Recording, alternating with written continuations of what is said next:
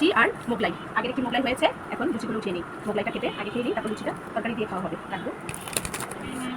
Wow, এই যে দেখতে পাচ্ছেন কত মজা হয়েছে। এখানে মোগলাই বানাবো। পেঁয়াজ মরিচ কেটে রেখেছি, ডিম নিয়েছি, লবণ তেল তো আছেই। আর মোগলাইয়ের জন্য আমি সুন্দর করে 2টা বল বানিয়ে নিয়েছি। আর এগুলো বেশি ছিল, এগুলো একটু লুচির জন্য রেখেছি। এই তো এখন বানানো শুরু করে দিই। আগে প্রসেসিংটা করি ডিমের। আজকে আমি চিকেন মোগলাই বানাচ্ছি। আর সবচেয়ে বড় জিনিসটা এই যে এখানে চিকেন আগেই করে রেখেছি, সিদ্ধ করে নিয়েছি সব মশলা দিয়ে। এই যে এখানে দিয়ে দিলাম লবণ। লবণ দিয়ে একটু হাত দিয়ে চটকে নিলাম। এখন ডিমটা ভেঙে দেব। এখন ডিম মিশ্রণটা বানিয়ে নিই। এইটা বানিয়ে নিলাম। প্রথমে একটা বানিয়ে নিই আগে। চলো, এই যে নিয়ে নিলাম। কত সুন্দর ডো হয়েছে। একটু দিয়ে দিলাম ময়দা।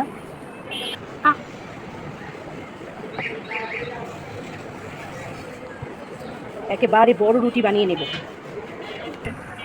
এখানে আবার কড়াই বসিয়ে তেল গরম করতে দিয়ে দিই। তেলটা গরম হতে হতে ওইখানে আমি মোগলাইটা পুরো কমপ্লিট করি বানানোটা।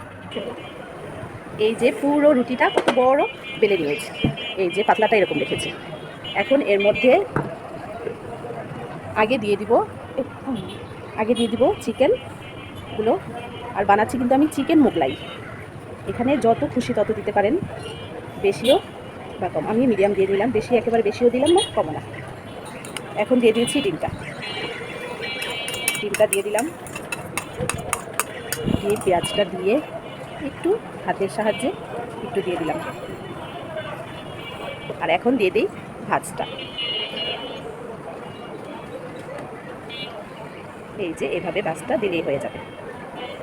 এই যে কমপ্লিট। এখন তেল, এই যে মোগলাই ভাজটা হয়ে গেছে। এখন দেখে আসি তেলটা গরম হয়েছে নাকি। তেলটাও আমার গরম হয়ে গেছে। বিসমিল্লাহ, তেলটা দিয়ে দিলাম।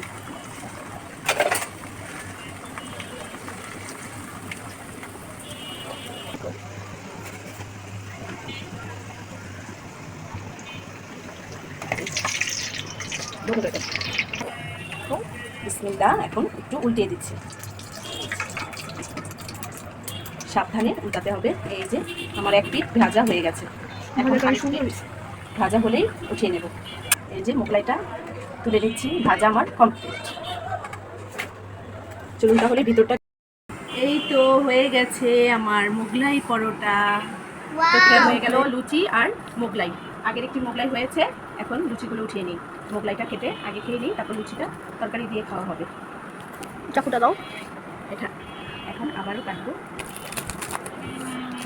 ওয়াও, এই যে দেখতে পাচ্ছেন কত মজা হয়েছে। আরেকটা করো, আরেক পিস করে নিই। ক্রিস্পি হয়েছে।